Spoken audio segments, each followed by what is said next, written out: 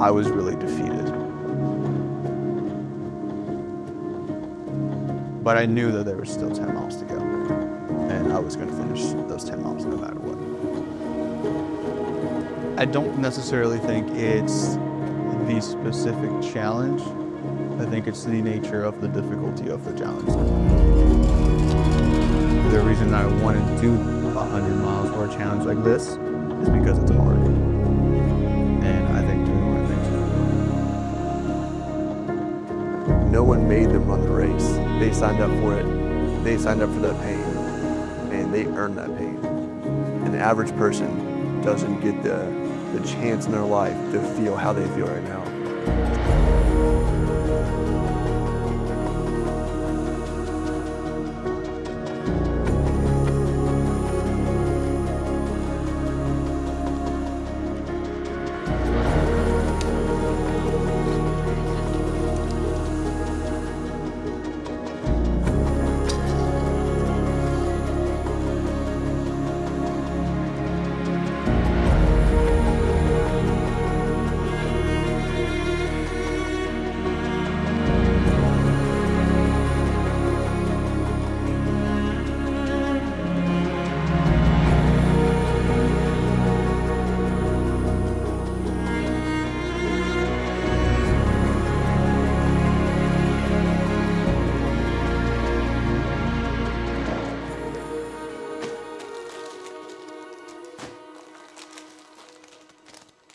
My name is Diego. I am going to be attempting to run 100 miles in under 25 hours on Saturday.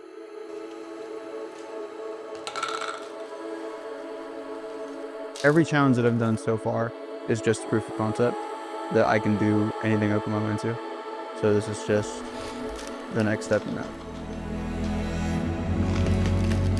The toughest moment was probably around holiday season, trying to balance everything going on as well as running and lifting.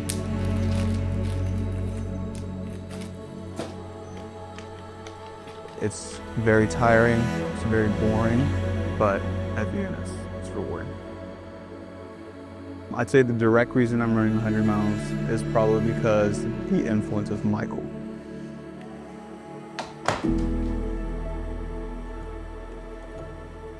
My name is Michael Wilkes. I met him in high school. I was actually really good friends with his brother. I feel like he's gonna find a part of himself during the race that he didn't know existed and prove himself right. I think the more you think about it, the more out of it you get. So if you just think about what's going on right now, it'll get you to the next step. And then that step will get you to the next.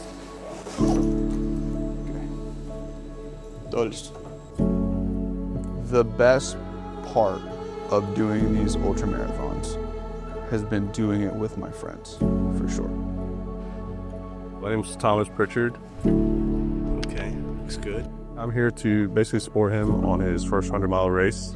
I know how much he's worked to train for this particular race, so just really excited to see him get out there and take on this challenge. I think it's very rewarding to do difficult things. The more difficult, the more rewarding.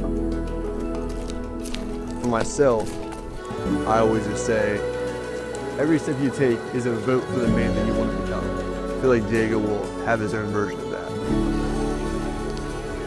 It's inspiring seeing how much he's put into the training and how disciplined he has been for this particular event. Every time I do something hard, I immediately think about my parents. I'm just a person with great family, I think decent morals, and I just like to do hard things that make me proud. What I expect from him tomorrow is to just keep a positive mindset and keep pushing forward. Diego's not a planner. He's winging this thing. I'm really not nervous. I'm just ready to get these 6 months of training over with. We will be out here at 6 a.m. over at that start line right over there. If you hadn't noticed, the chute's going to go right through here and around to the left through the arch. For the 100 miles, 6:30 for the 100K. Thank you for coming out. It's going to be a great weekend. Yes. Load up, right? I think I know that if I put my mind to something, I can always achieve it. This is just the next step to that. You can do so much more than you think you can. So just try.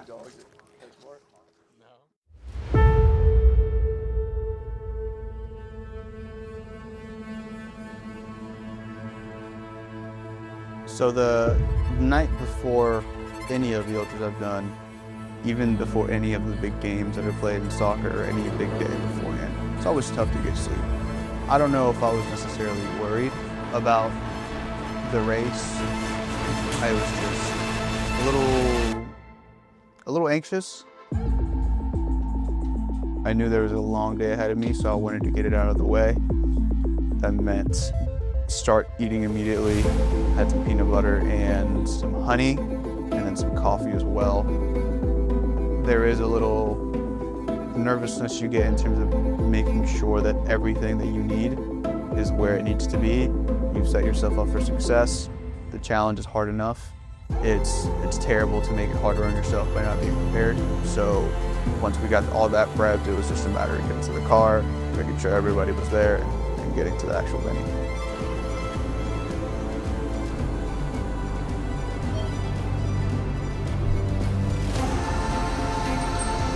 It's hard. It's definitely hard. It takes someone with mental power to actually finish. It is not easy. I know it's going to be hard, extremely difficult, but I know I'm ready for this.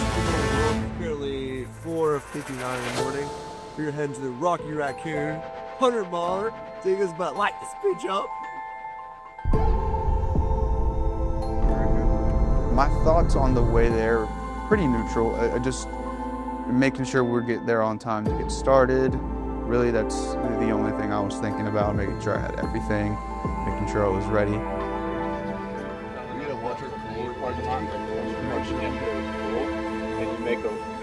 I think something that I try not to do, and this is something that has proven to be able to get me through these things, is I don't like to think too far ahead. So whenever we got there on the way, I was just thinking about, do I have all the things that I need to start the race? Have I gotten my tracker? I need to go get my tracker. Do I have everything I need to get started and have a successful first 10, first 20 miles? It's hard to plan with these races because you never really know how the course is laid out until you're in it. Lining up with Chris was amazing. It's definitely better to run alongside someone. It's just knowing that they're in the same battle as you is pretty comforting. And Chris might be the fittest person I know. I'm Chris Nabel. I'm Diego's friend, and I'll be running the race with him.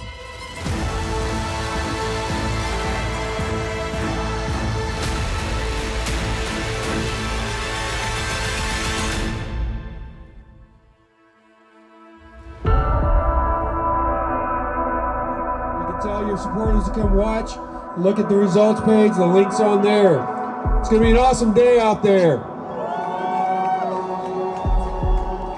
7, 6, 5, 4, 3, 2, 1, go!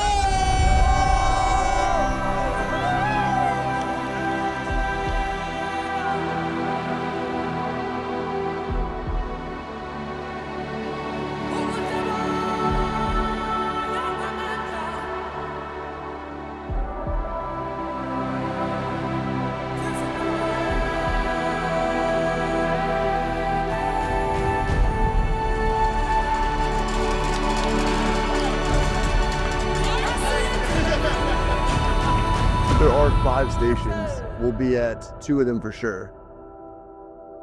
It's a 20-mile loop, so we'll come back to the same 2 stations every 20 miles. What I admire about him taking on this challenge is it's 100 miles on your feet. It's being awake, running for over 24 hours. That's no easy task.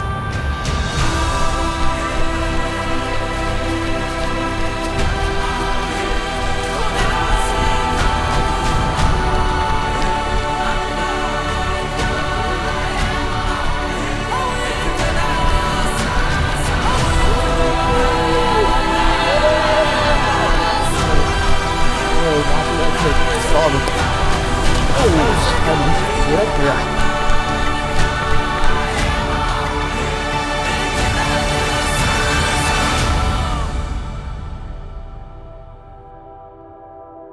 In every race, my main concern is my nutrition, just because I don't know what happens, but depending on what I've eaten, my stomach just not cooperate. So that happened again this race. Me and Chris broke off at the 10-mile mark. I had to go to the restroom, and then the next loop again, I had to go to the restroom. So it happens. I don't know what it is, but eventually I got everything out of the way, and I was able to honestly not even worry about it anymore after about the 20-mile mark. So there was 80 miles to go, which I was able to complete pretty much uninterrupted.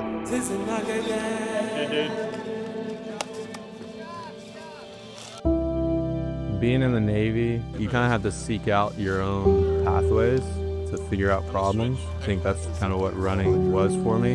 Anything that sucks, A, is worth doing.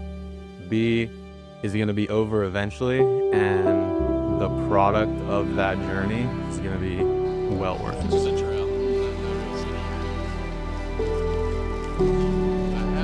Yeah, as far as crewing goes, I think everything went well. It's hard to plan with these races because you never really know how the course is laid out until you're in it.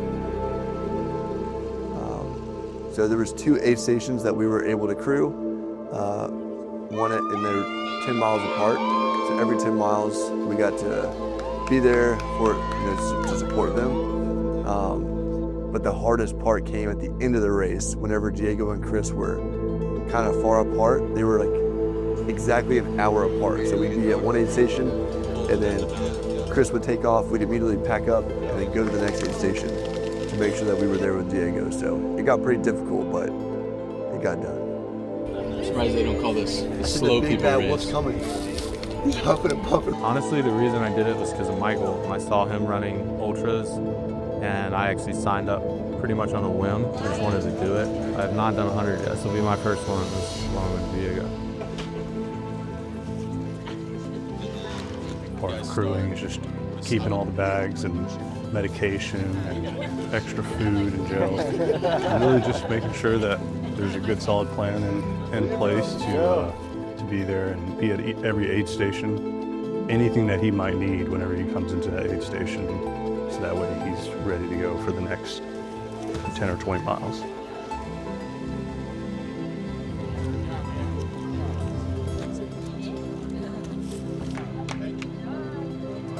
Looking good, baby. I felt strong, I felt good. Having the sun come up gave me a good boost, but it probably was on the second loop, so probably around mile 20 to 40 in that range, that my knee started hurting. My T-band got me really tight. And I pushed through that full second lap with it hurting. It was hard to run for too long on straights. So walking the hills and then trying my best to run the straights and downhills, it was really putting some pain on my T-band, especially closer to that 40-mile range.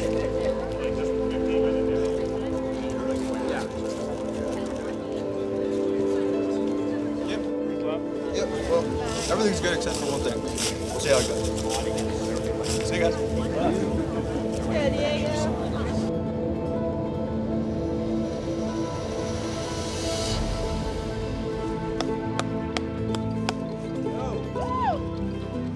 I think being a high performer and high achiever is something we kind of take pride in. Doing something that not a lot of people have done and that not a lot of people even want to attempt because they're scared of it. I think that kind of appeals to people like us.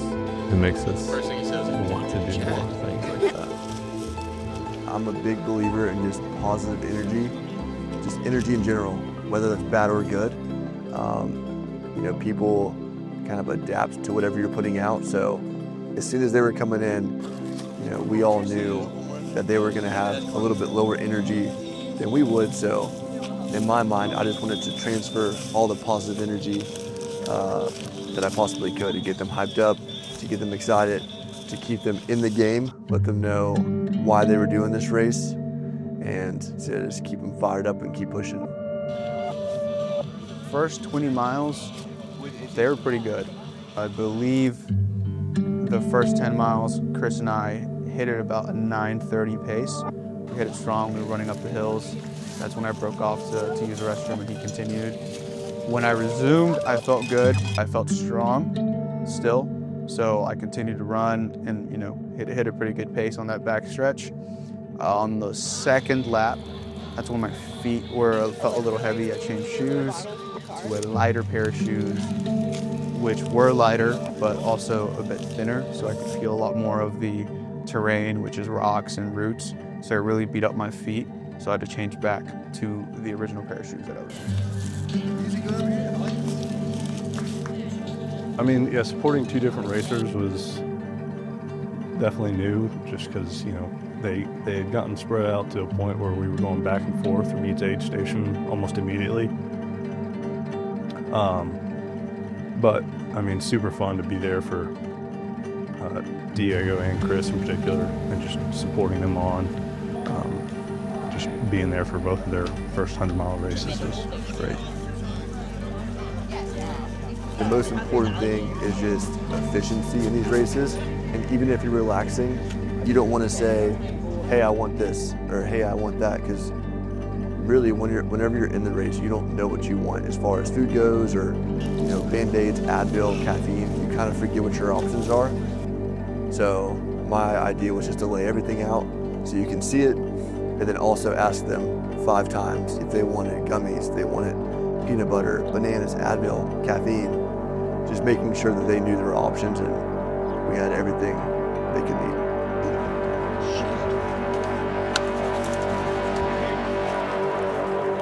Sometimes you gotta think about yourself. As selfless as that sounds, you have to be sometimes because your success depends on it.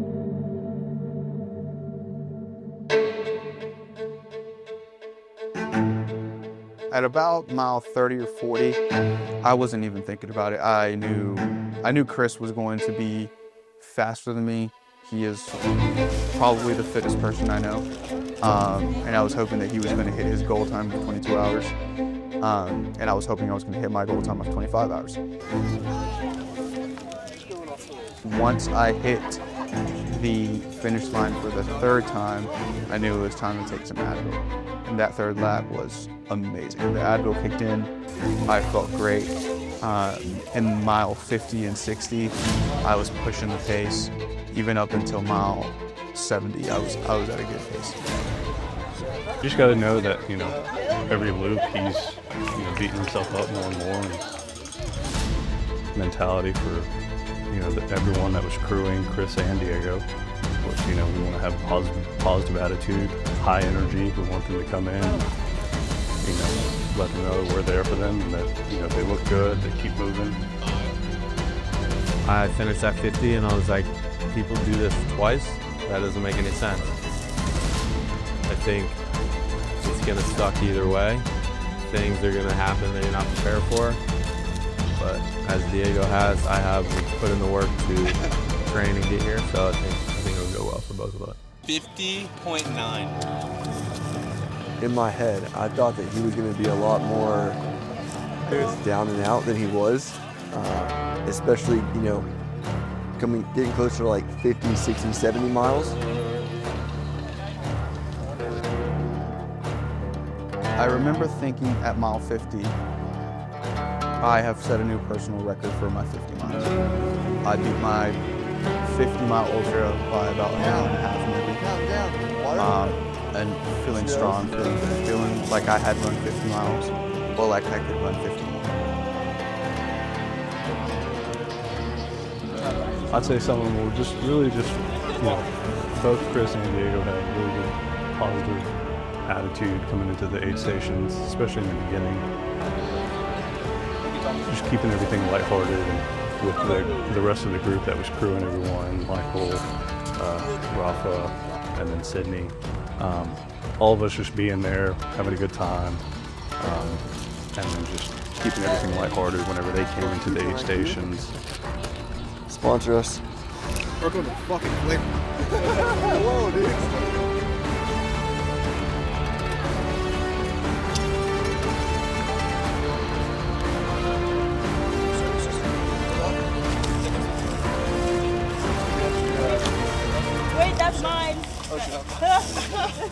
There's no Bad Bunny on here.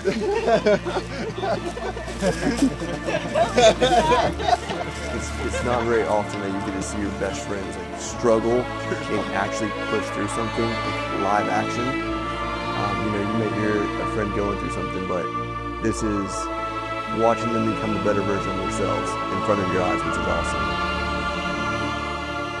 I think that was probably the most fun, is being able to see them and, you know, their positive mentality, especially even at 50 and 60 miles when you'd expect them to, you know, start struggling a little bit. They both still had great mentalities and, you know, we're still moving forward.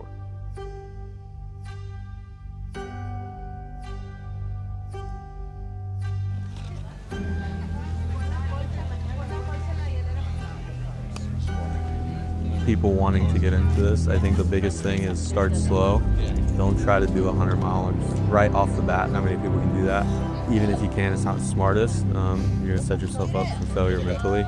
I think the biggest thing is do the stepping stones. Do 50, do 100K, do 100 miler, and don't compare yourself to others. Which let's?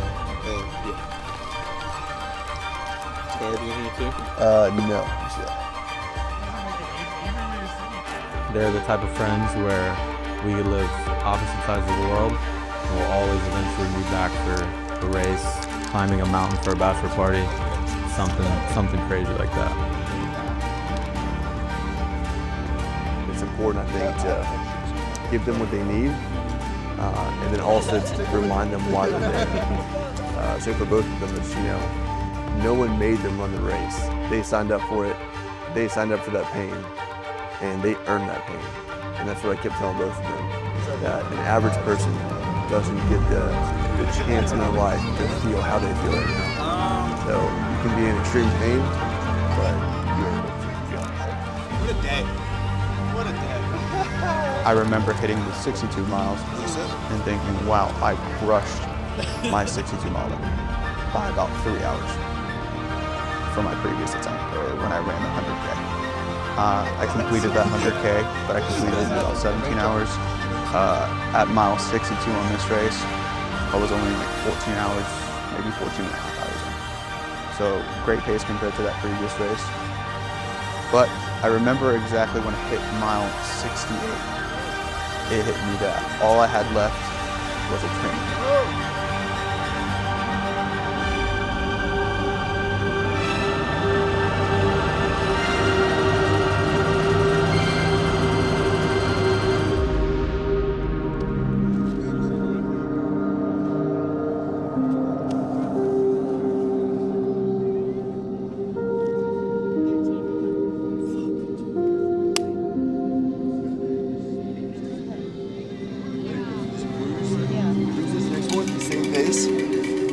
Also improved upon the last pace that we had today. So you did.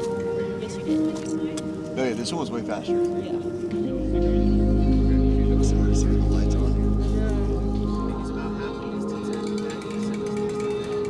I think the most important thing is kind of switching from asking what they need to kind of telling them what they need. Be like, hey, you need to take this, you need to take that.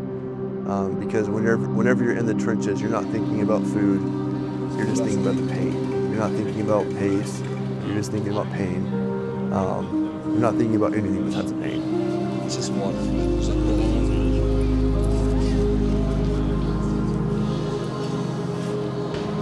Wait, what was the time? Sorry. It was loading. 15 hours left.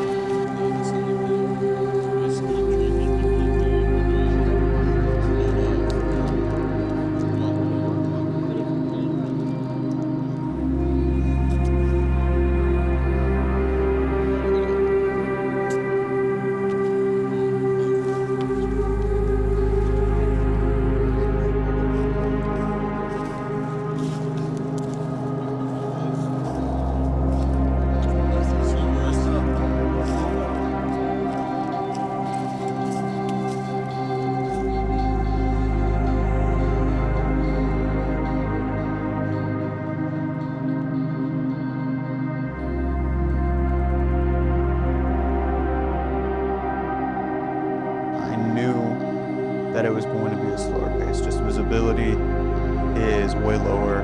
It's a very technical trail with a lot of roots, a lot of rocks, a lot of moments to be able to slip or fall and get tripped up. So I knew my pace was going to be slower. I had seen some folks at that point already struggling. I saw a guy on all fours throwing up. I saw a girl on the side of the trail taking a nap. I knew it was going to be a physical battle at that point, but I had confidence in myself. I knew that I could push the physical challenges for sure. And at that point, I knew that I had come this far. It was only a matter of time for me to be able to get to the finish line. Let's go. Oh, you're about to be. Caffeine pills? And you brought the ketone? But dude, as soon as you get to the start, baby. Oh, dude, I'm so It's good. on. It's on. This is gonna be easy. I'm trying to come up with a joke right now about this. Any friends? No. People that run this show weird. The only difference I can see is that one was getting rubbed down, one wasn't. Diego, unfortunately, was not getting rubbed down. So Thomas had to step in, and Thomas did a great job at that. He really made sure that his legs were rubbed, oiled up, and that's the biggest difference I saw.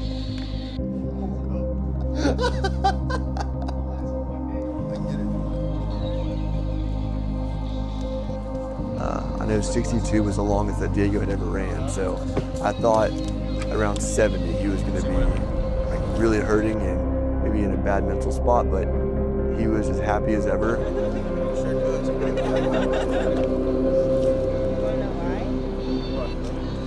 Mental battles are not easy, but having people there to support you and cheer you on, and then being able to celebrate those wins is by far the best part. Let's go, Chris. I definitely am very grateful for that, and I think having a group of people that want to continuously push themselves pushes you too. So it's not necessarily that they're pushing me today and they're going to continue to push me today. I'm going to push them tomorrow, and the day after that, they're going to push me again. So we continue to push each other towards the goals that we set, and I think that's probably the most fulfilling part of my life.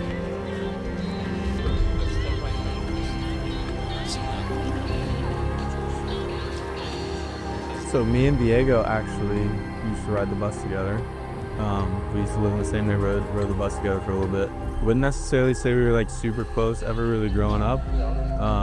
Just friends, went to the same high school, hung out with the same friend group. So I wouldn't say I really knew too much about him personally before. But in the past few years that I've gotten to know him, I've climbed mountains with him. Now I get to fucking run an ultra marathon with him, so it'll be pretty sick.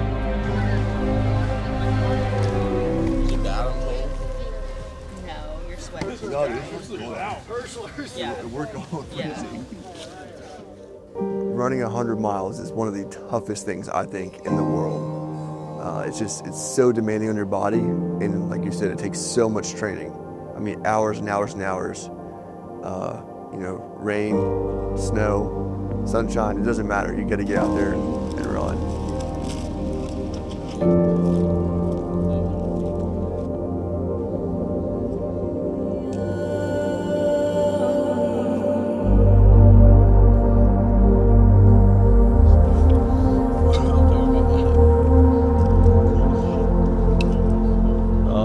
I expect he'll get to a point after being on his feet for so long that he's definitely going to question why he's there. Come on, Chris. Hold the weight.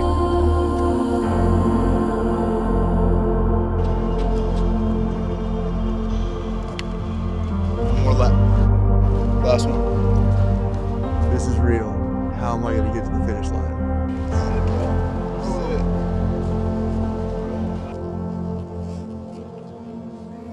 We've got everything laid out for him so that way it's easy.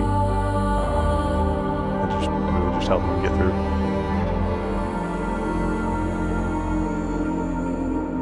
What time is it? Don't worry about it. Like midnight. 2. Yeah.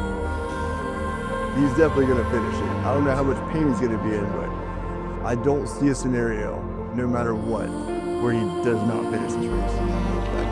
Yeah.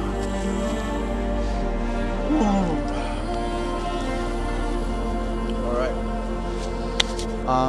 Throughout the whole race, I will say I felt in pretty good spirits.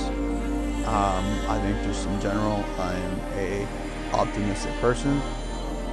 There was zero chance that I was going to drop out. Thank you. All right. 20 miles. I will be done, and I will lay down.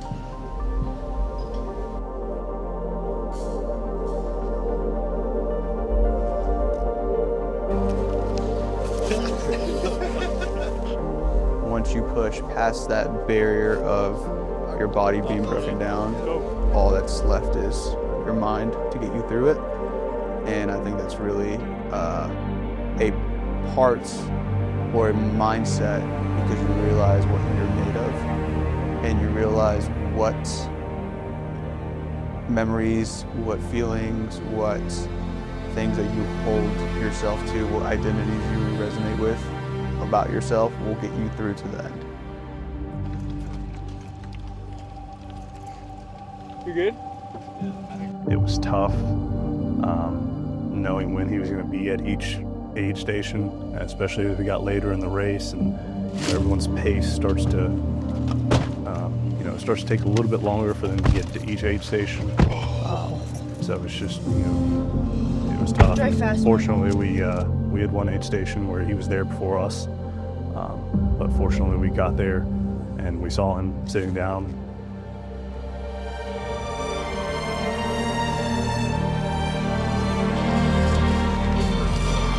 So we were able to get out there and help him out. But yeah, other than that, I'd say it was pretty good. People wanting to get into this, I think the biggest thing is start slow. Don't try to do 100 miles right off the bat. How many people can do that? Even if you can, it's not the smartest. You're going to set yourself up for failure mentally. I think the biggest thing is do the stepping stones. Do 50, do 100K, do a 100 miler. And don't compare yourself to others.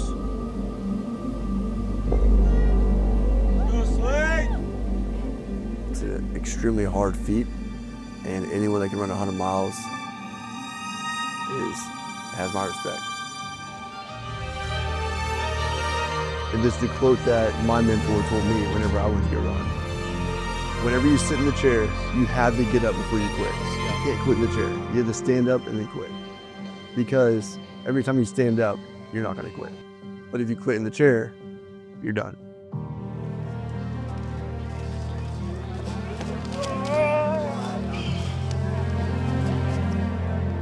I don't necessarily think it's the specific challenge. I think it's the nature of the difficulty of the challenge. Last lap, baby. Whether it's running or swimming or biking or any endurance event that will test your will the more you get into it, I would recommend. I think it really hit Diego around that 90-mile marker, which is where we saw him at that aid station, where his body started to give out on him. I was really defeated. I was having a hard time running at that point. The last full run that I had broken out was around mile 87, and I probably walked the last 2 miles until that 90-mile checkpoint. It was good to sit down, take a little bit of a rest, eat, drink some water, just give my feet a break. But I knew that there was still 10 miles to go, and I was going to finish those 10 miles on that way. So better to not think about it and get right into it than sit and linger some more. So that's what we did. All of them doing their physical endeavors together, kind of, in a way. Seeing that has been pretty sick. I've seen how far he's come and all the work he's put in to get to this day. No doubt in my mind that he'll cross that finish line tomorrow, and I look forward to watching him cross it.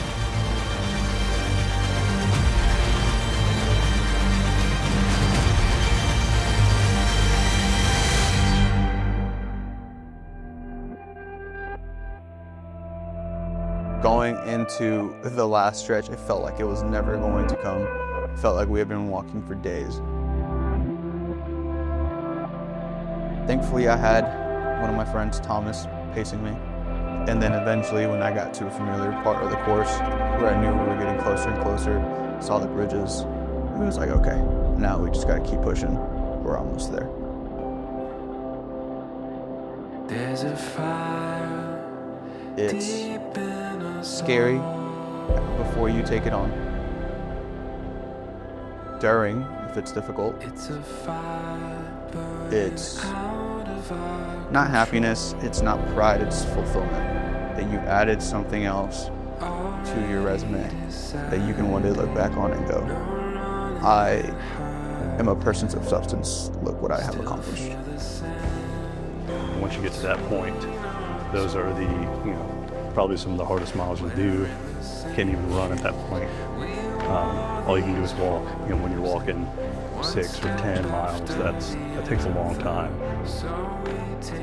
It's happiness for a split second, but then it's just thankful that it's over. Bueno, se hizo. See you at the finish line, Rafa. Here we go.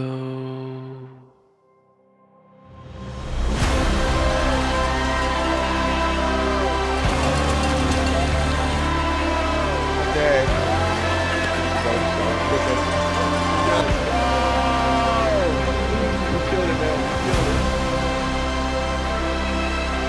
We didn't hit the sub 22, but we hit the sub 24.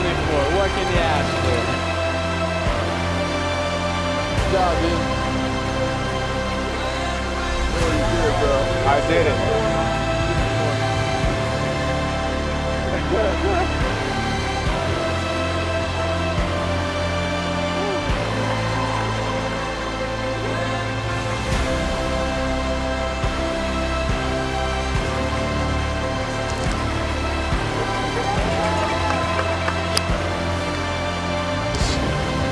All right, seriously, I need to go to the car. All right. Let's go, baby. Get the fuck out of here. Let's go get some practice.